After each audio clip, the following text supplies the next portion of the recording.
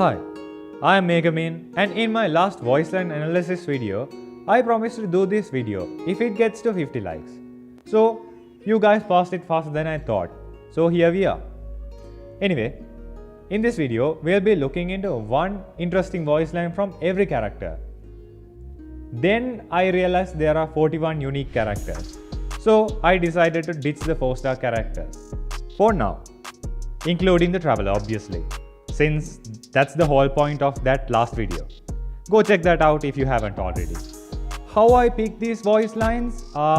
First I went through all the voice lines, and if you are a regular observer of my theories, you know I am a big fan of energy and power. So if the voice line is related to that topic, I prioritize them.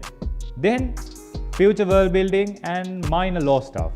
Since most of the voice lines are basically useless, even if the character with the voice line is supposed to have a deep lore, but don't get me wrong, there are some pretty entertaining ones. And as always with these kinds of videos, they might contain spoilers, and is a combination of my theories and speculations from the information we currently have. So you might have a different perspective on some areas. And I look at this with unbiased eyes as possible, so your favorite character might be undervalued. This is going to be a long one. Sit tight, we are diving into theory land. Oh, and don't forget to like the video and subscribe if you haven't already. I upload lore and theory videos on a weekly basis. Maybe we can discuss the tales of legendary heroes. Have you heard the story of the heroic king of Khaenri'ah? Did you know? Jean reads novels in her spare time. Anyway, I find it interesting because it shows us that even in Mondstadt, 500 years after the fall of a country beyond the continent of Teyvat have some influence. So, if the Abyss Order originated from Khaenri'ah and our twin is the prince or princess, so who is the king? Who could have the authority over the twin? Is he the Abyss King, or is it just a dead man's position? Because we know in the extermination mission during the Cataclysm, the Bloodstained Knight went so far as to the Abyss before he died. We all have heard of Vaka at this point, right? And people think so highly of him, right? But I think different. Diluc and Albedo agrees with me. They would rather have Jean become the Grandmaster. Grandmaster Varka. While I understand his disposition, I can make no sense of his actions. I've said too much already. I've long since left the Knights of Favonius. Forget I said anything. Diluc seems to know something others are not supposed to know. And what is Vaka doing crusading out of the blue, leaving the city to defend with minimum forces? He of all people should know that Mondstadt is the most vulnerable city with a carefree god as its protector. I call Vaka sus. Oh, on the side note, shippers, this is for you. If two or more characters have two or more voice lines describing each other, they usually have some close relationship. But listen to what they have to say first, because Qiqi has two voice lines slightly roasting Xiao too. This travel companion of yours, do you know anything of her origins? No matter what, I cannot seem to discern a single shred of information regarding this floating fairy's fate. Oh? So you don't know where she comes from either? It's not just Mona. More characters like Albedo questions the existence of Paimon, but fails to realize what she is. Archons have an overwhelming elemental energy in their constellations, but Paimon's is either blank because she governs them, or it's blocked to mortals and probably immortals alike. I may be a corpse, but I am in much better physical condition than Dr. Baiju. Looks like Baiju is in a really bad condition more than Qiqi. What is a physical condition that is more worse than death? If Baiju is the real Dendro Archon theory is true, what really happened back then? What is so powerful as to kill a god? Was it the doing of the corrupted king of Khaenri'ah we were talking about before? Or did gold corrupt him too? Because in my Gnostic series video, I found that Durin was not corrupted back then when he was born, but was when he reached Mondstadt. Keqing is someone who talks a lot but doesn't give much in return in value. After listening to paragraph-long voice lines, nothing important to the future build-ups of the plot was found. Don't get me wrong, she has abundant leeway world-building lore. It's just that it is not important for me, so here you go, something to laugh at. What do you mean, Geo-Archon paraphernalia? You're not suggesting my bedroom is full of that stuff, surely? I'm not a child anymore. Although...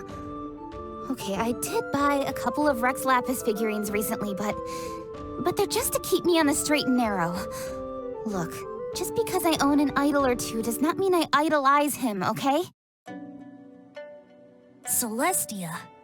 I'm not sure even I could fly that far. In any case, the water there tastes foul, and the fruit is bland. You know what that means? No cider! In that case, I wouldn't go there even if I was invited. Most Archons like to paint Celestia as an evil place, but I don't think so. Celestia is a crucial part to this world, and without it, the world would be much unstable than it is now. Their method might be wrong but have no evil intention. I go in depth about this in this video, so check that out after this. Links in the description. Also, comment down if you want me to expose Barbados the scammer. Klee is also like Keqing.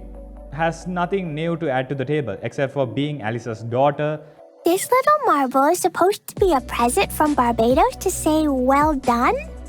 Well done for what though? He is the god of freedom, I guess. Maybe that's why he likes me.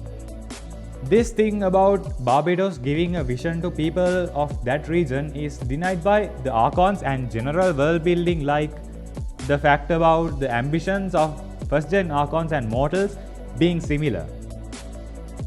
Did you know Childe predicted Signora's death long time ago? Listen to this. Comrade, a word of advice. Don't go yelling stupid things in the heat of battle. They might sound good in your head, but if you think about it, they make no sense at all. I'm talking about things like, I'm on fire. That's the last thing we want. Fire leaves behind nothing but ashes, and you must survive at all costs. See, I told ya. There is much more to take from Childe than just one voice line. So check this video out. Links in the description. Osmanthus. No. Stop. Wrong voice line. I see. Using a vision harnesses elements. As far as the common folk are concerned, this is no small feat.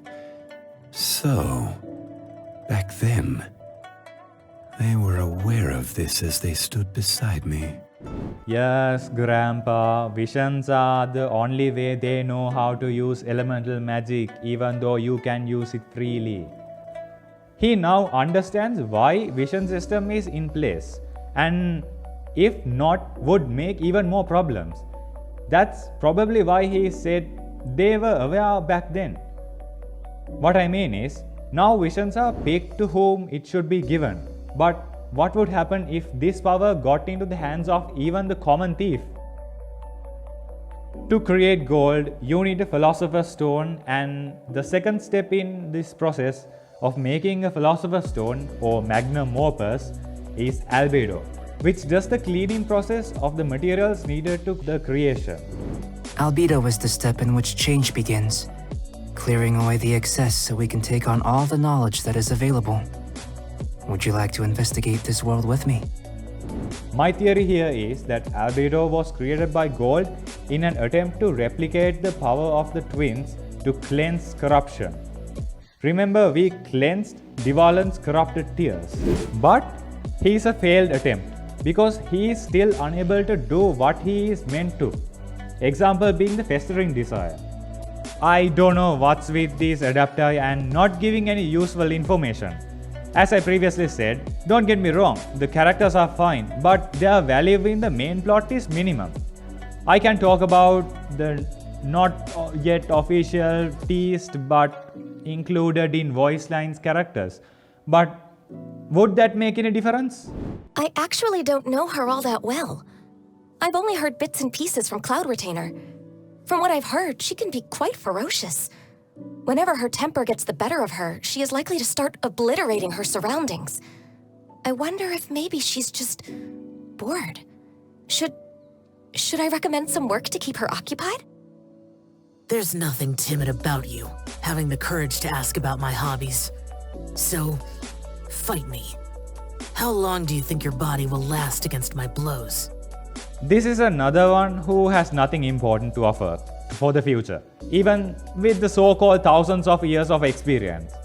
The funny thing is, some characters just outright slightly roast this dude. Hu Tao is someone who understands the world a lot but never openly admits to knowing anything.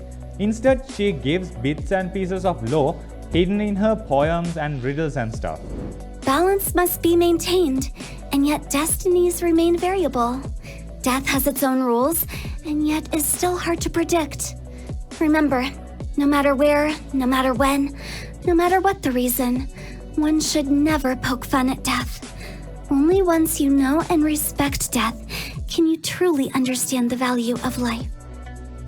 As you can see in this line, she clearly knows the heavenly principles and how they work according to how we know about Raiden. But she also knows nothing is perfect. The name Lawrence only became a social stigma after the clan fell from grace. It was once an honor to be called a Lawrence, but unfortunately, most people have forgotten about that part of history. The Grand Master says that I am performing rather well as a knight, and that if it's not enough to restore the honor of the Lawrence name, it's certainly a strong rebuttal against the one-sided opinions so many people throw around. I'm quite satisfied with that appraisal. As she says here, Lawrence clan was not always bad. In the artifacts at Noblesse Oblige, this is clearly stated.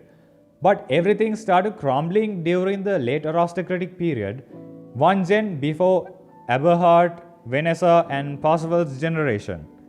Hey, if you want to learn more, check this video out. The web of Mondstadt aristocracy spreads everywhere.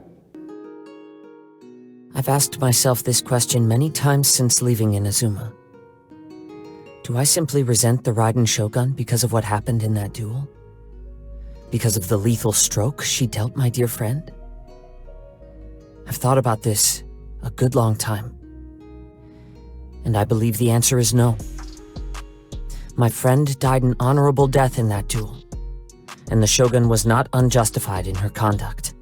I also asked myself, was what the Shogun was doing right? Yes, she is in complete clear here. This is an age-old debate about ethics and morals. We have a distinction between good and bad things to do, but these morals are ingrained into our brain by religion and concept of God. Humans act good because the so-called God, and well, if you are an atheist, rules of a country is judging you. But in our case, who is there to judge a God? It's her own self-morals, and well, maybe Celestia. Ayaka is also another character with less importance to the main plot's future. The art of blade forging taught by the Shogun varies based on astrology, application, materials used, the furnace conditions, individual personalities, and elemental changes. These differences between smiths is what gave rise to the Raiden Gokuden. Swordsmiths capable of forging renowned blades are seen as spiritual personnel with sacred abilities. These so-called weapons made by the blacksmiths are usually 3-star or lesser. Even the craftable weapons are created by doing modifications to the existing prototypes, and most 4-star rarity weapons are artifacts from more than 500 years ago, and 5-star weapons even surpass the 1000-year-old mark. In creating a weapon stronger than usual, the weapon is infused with memories and soul fragments of stronger creatures, or even in some cases, gods. But for the common folk, 3-star rarity weapons are considered extremely valuable. She has nothing to add to the table either, except for confirming my theory in this video about the abilities of a vision is not being a manifestation of one's ambition. Oh, let me let you in on a little secret. When I first received my vision, I used it as a flint to light fireworks and boil water, before returning home, chucking it into a storeroom, and forgetting all about it. This might be a bit confusing at first to most, but Raiden Shogun's voice lines after completing the main quest, Ei's voice lines open up. The tone in which they talk is different and the Shogun gives an AI kinda answer as expected, and A just gives an half-assed answer cause she knows nothing about the last few centuries after shutting herself in. It's like asking a question about World War from a defrost caveman. Her body may have perished, but she became the sacred Sakura. This too is a form of eternity. The she Shogun refers to in this is Makoto.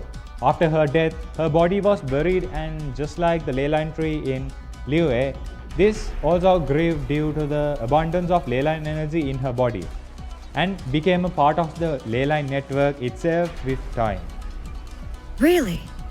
So in all this time, no new electrovisions have appeared in the outside world? Well, what I can say on this topic is subject to certain constraints, but it is not by my will that visions are granted or denied. The key is people's desire, and, well, there's another side to it too. You know this. Everyone was going crazy about this when it came out. But wanna know the real reason why Archons have no control over giving out visions? It's because it's a passive act done by the Gnosis. Well, if you wanna know how this works better, check this video out. I explain how this is in depth, link in the description. Finally, we have Kokomi, which I was so excited to learn something new from, but was disappointed. She too has nothing new. Legend has it that our ancestors lived in a palace in the depths of the ocean, and that the god Orobashi brought us to the surface. I've often wondered, wouldn't a palace like that be too dark? Every time I think about it, I start to really appreciate the light. The only thing we can take from this is that Watatsume people did live in a palace even in the Dark Sea. It is said that the effect of the erosion in the Dark Sea is much stronger, and that's why Orobashi brought everyone to the surface. After a bunch of shameless plugins, that is all for the 5-star characters. As you figure it out by now, most characters have little importance when it comes to the major plot of the game, even though they give lore relating to each region and specific characters. That is the end of my observation. Smash like if you learned something new from this video, and if this video gets to 100 likes, I'll do a 4-star character voice line analysis faster. Also, consider subscribing to the channel if you haven't already. As always, thank you for watching, and until next time, let your imaginations run wild.